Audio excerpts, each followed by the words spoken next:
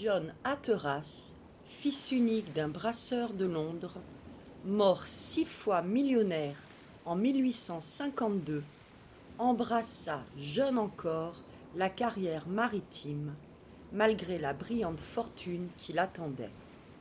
Non qu'il fût poussé à cela par la vocation du commerce, mais l'instinct des découvertes géographiques le tenait au cœur. Il rêva toujours de poser le pied là où personne ne l'avait posé encore.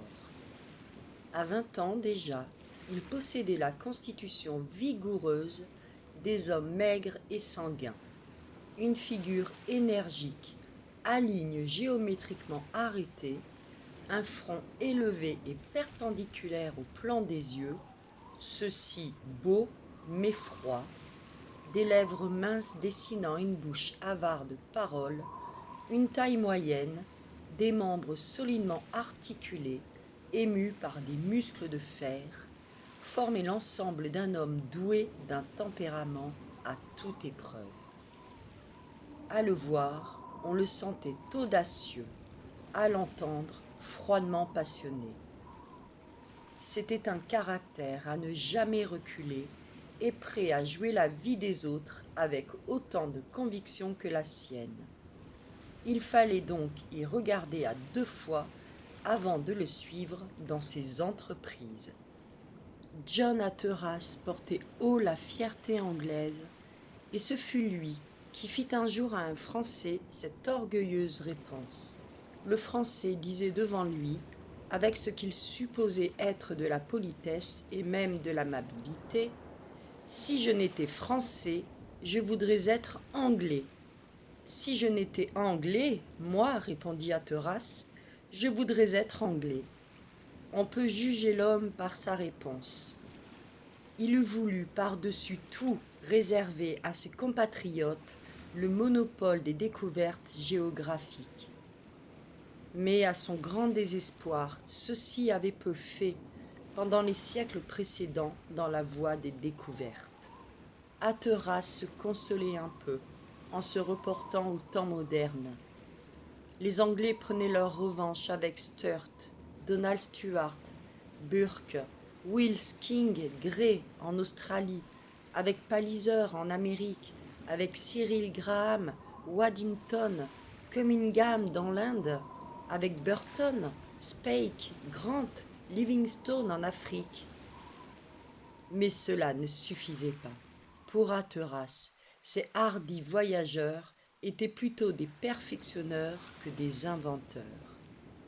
Il fallait donc trouver mieux, et John eut inventé un pays pour avoir l'honneur de le découvrir. Or, il avait remarqué que si les Anglais ne formaient pas majorité parmi les découvreurs anciens, et que s'il fallait remonter à Cook pour obtenir la Nouvelle-Calédonie en 1774 et les îles Sandwich où il périt en 1778, il existait néanmoins un coin du globe sur lequel il semblait avoir réuni tous leurs efforts. C'étaient précisément des terres et des mers boréales du nord de l'Amérique.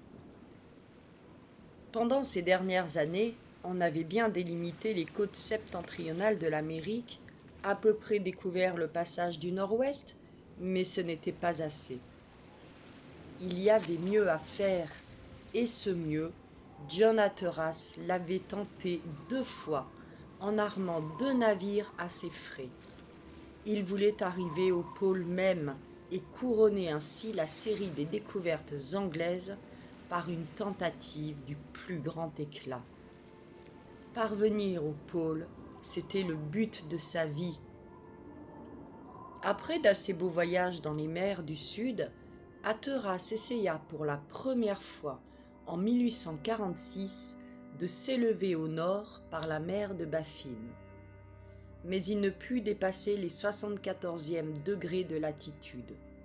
Il montait le sloop Halifax. Son équipage eut à souffrir des tourments atroces et John Hatteras poussa si loin son aventureuse témérité que désormais les marins furent peu tentés de recommencer de semblables expéditions sous un pareil chef. Cependant, en 1850, Hatteras parvint à enrôler sur la goélette, le Farewell, une vingtaine d'hommes déterminés, mais déterminés surtout par le haut prix offert à leur audace. Ce fut dans cette occasion que le docteur Clawbonny entra en correspondance avec John Hatteras, qu'il ne connaissait pas, et demanda à faire partie de l'expédition. Mais la place de médecin était prise, et ce fut heureux pour le docteur. Le Farewell, en suivant la route prise par le Neptune d'Aberdeen en 1817, s'éleva au nord de Spitzberg jusqu'au 76e degré de latitude. Là, il fallut hiverner, mais les souffrances furent telles et le froid si intense que pas un homme de l'équipage ne revit l'Angleterre, à l'exception du seul Hatteras, rapatrié par un baleinier danois après une marche de plus de 200 milles à travers les glaces. La sensation produite par ce retour d'un seul homme fut immense. Qui oserait désormais suivre Hatteras dans ses folles tentatives? Cependant, il ne désespéra pas de recommencer. Son père, le brasseur, mourut et il devint possesseur d'une fortune de nabab. Sur ces entrefaites, un fait géographique se produisit qui porta le coup le plus sensible à John Hatteras. Un brick, l'Advance, monté par 17 hommes, armé par le négociant Grinnell, commandé par le docteur Kane et envoyé à la recherche de Sir John Franklin, s'éleva en 1853 par la mer de Baffin et le détroit de Smith jusqu'au-delà du 82e degré de latitude boréale, plus près du pôle qu'aucun de ses devanciers. Or, ce navire était américain, ce Grinnell était américain, ce Kane était américain. On comprendra facilement que le dédain de l'anglais pour le Yankee se changea en haine dans le cœur d'Hatteras. Il résolut de dépasser à tout prix son audacieux concurrent et d'arriver au pôle même. Depuis 2 ans, il vivait incognito à Liverpool. Il passait pour un matelot. Il reconnut dans Richard Chandon l'homme dont il avait besoin. Il lui fit ses propositions par lettre anonyme, ainsi qu'au docteur Clawbonny. Le Forward fut construit, armé, équipé. Hatteras se garda bien de faire connaître son nom. Il n'eut pas trouvé un seul homme pour l'accompagner. Il résolut de ne prendre le commandement du brick que dans des conjectures impérieuses et lorsque son équipage serait engagé assez avant pour ne pas reculer. Il avait en réserve, comme on l'a vu, de telles offres d'argent à faire à ses hommes que pas un ne refuserait de le suivre jusqu'au bout du monde. Et c'était bien au bout du monde, en effet, qu'il voulait aller. Or, les circonstances étant devenues critiques, John Hatteras n'hésita plus à se déclarer. Son chien, le fidèle Duke, le compagnon de ses traversées, fut le premier à le reconnaître, et heureusement pour les braves, malheureusement pour les timides, il fut bien et dûment établi que le capitaine du Forward était John Hatteras. L'apparition de ce hardi personnage fut diversement appréciée par l'équipage. Les uns se rallièrent complètement à lui, par amour de l'argent ou par audace, d'autres prirent leur parti de l'aventure, qui se réservèrent le droit de protester plus tard. D'ailleurs, résister à un pareil homme paraissait difficile actuellement. Chacun revint donc à son poste. Le 20 mai était un dimanche et fut jour de repos pour l'équipage. Un conseil d'officiers se tint chez le capitaine. Il se composa d'Hatteras, de Chandon, de Wall, de Johnson et du docteur. Messieurs, dit le capitaine de cette voix à la fois douce et impérieuse qui le caractérisait, vous connaissez mon projet d'aller jusqu'au pôle. Je désire connaître votre opinion sur cette entreprise. Qu'en pensez-vous, Chandon ? Je n'ai pas à penser, capitaine, répondit froidement Chandon, mais à obéir. Hatteras ne s'étonna pas de la réponse. Richard Chandon, reprit-il non moins froidement, je vous prie de vous expliquer sur nos chances de succès. Eh bien, capitaine, répondit Chandon, les faits répondent pour moi. Les tentatives de ce genre ont échoué jusqu'ici. Je souhaite que nous soyons plus heureux. Nous le serons. Et vous, messieurs, qu'en pensez-vous ? Pour mon compte, répliqua le docteur, je crois votre dessein praticable, capitaine. Et comme il est évident que des navigateurs arriveront un jour ou l'autre à ce pôle boréal, je ne vois pas pourquoi ce ne serait pas nous. Et il y a des raisons que ce soit nous, répondit Hatteras, car nos mesures sont prises en conséquence, et nous profiterons de l'expérience de nos devanciers. Et à ce propos, Chandon, recevez mes remerciements pour les soins que vous avez apportés à l'équipement du navire. Il y a bien quelques mauvaises têtes dans l'équipage que je saurai mettre à la raison. Mais en somme, je n'ai que des éloges à vous donner. Chandon s'inclina froidement. Sa position à bord du Forward, qu'il croyait commander, était fausse. Hatteras le comprit et n'insista pas davantage. Quant à vous, messieurs, reprit-il en s'adressant à Wall et à Johnson, je ne pouvais m'assurer le concours d'officiers plus distingués par leur courage et leur expérience. Ma foi, capitaine, je suis votre homme, répondit Johnson. Et bien que votre entreprise me semble un peu hardie, vous pouvez compter sur moi, jusqu'au bout. Et sur moi également, dit James Wall. Quant à vous, docteur, je sais ce que vous valez. Eh bien, vous en savez plus que moi, répondit vivement le docteur. Maintenant, messieurs, reprit Hatteras, il est bon que vous appreniez sur quel fait incontestable s'appuie ma prétention d'arriver au pôle.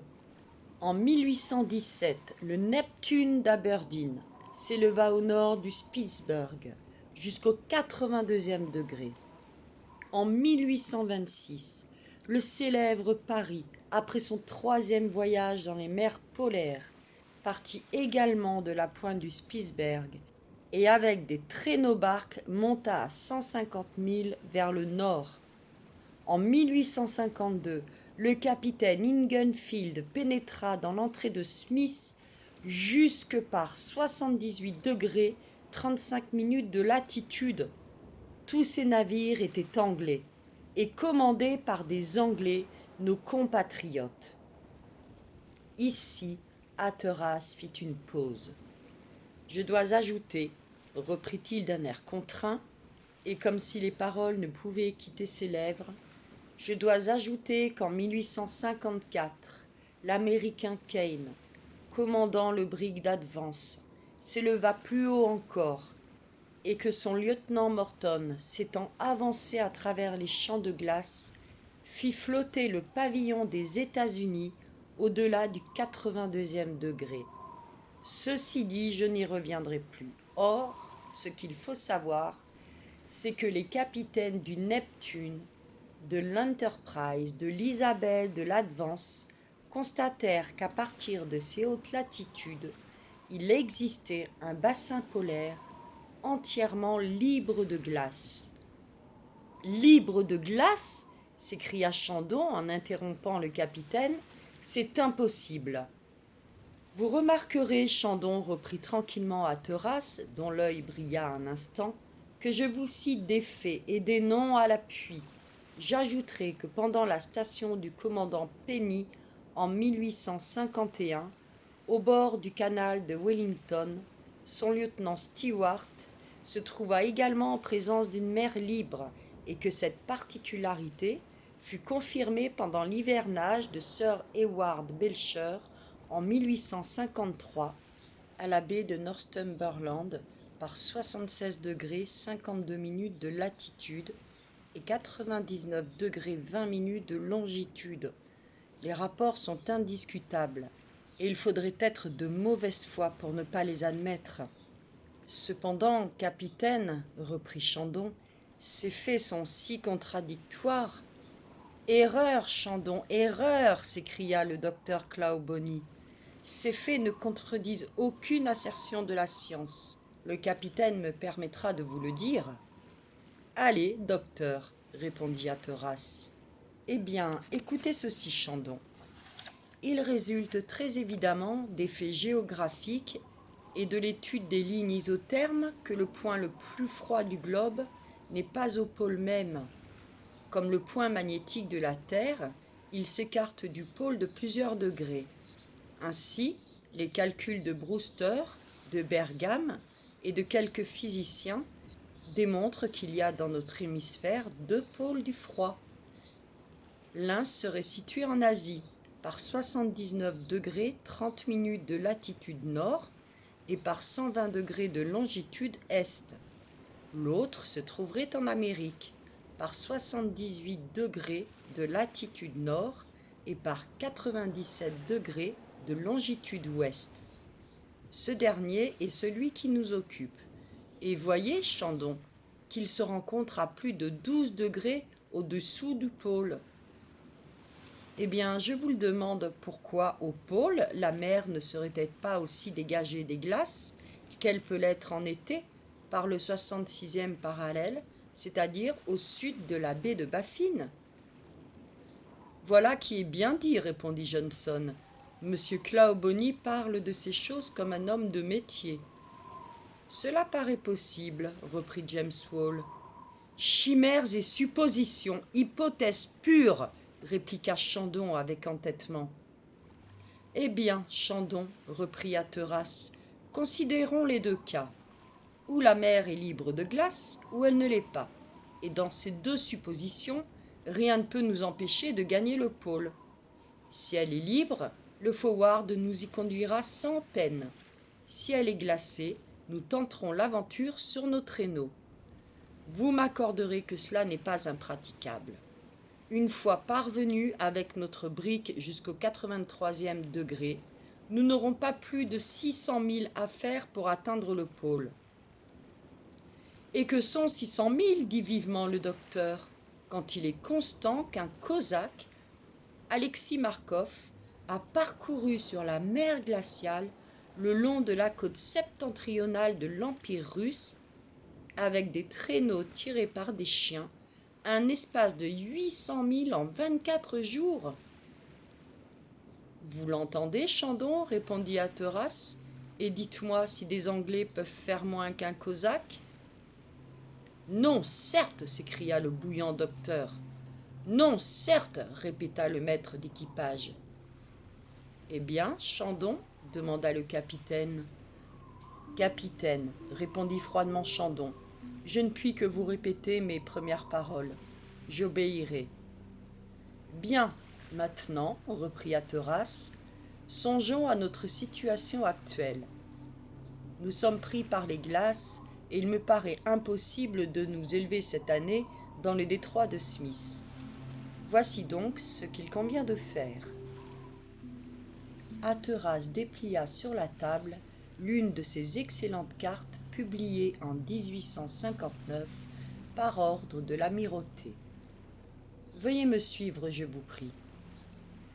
Si le détroit de Smith nous est fermé, il n'en est pas de même du détroit de Lancastre, sur la côte ouest de la mer de Baffin. Selon moi, nous devons remonter ce détroit jusqu'à celui de Barrow, et de là jusqu'à l'île de Bichet. La route a été 100 fois parcourue par des navires à voile. Nous ne serons donc pas embarrassés avec un brick à hélice. Une fois à l'île de Bichet, nous suivrons le canal Wellington, aussi avant que possible, vers le nord, jusqu'au débouché de ce chenal qui fait communiquer le canal Wellington avec le canal de la Reine, à l'endroit même où fut aperçue la mer libre. Or, nous ne sommes qu'au 20 mai. Dans un mois, si les circonstances nous favorisent, nous aurons atteint ce point, et de là, nous nous élancerons vers le pôle. Qu'en pensez-vous, messieurs ? C'est évidemment, répondit Johnson, la seule route à prendre. Eh bien, nous la prendrons et dès demain. Que ce dimanche soit consacré au repos. Vous veillerez, Chandon, à ce que les lectures de la Bible soient régulièrement faites. Ces pratiques religieuses ont une influence salutaire sur l'esprit des hommes, et un marin surtout doit mettre sa confiance en Dieu. C'est bien, capitaine, reprit Chandon, qui sortit avec le lieutenant et le maître d'équipage. Docteur, fit John Hatteras en montrant Chandon, voilà un homme froissé que l'orgueil a perdu. Je ne peux plus compter sur lui.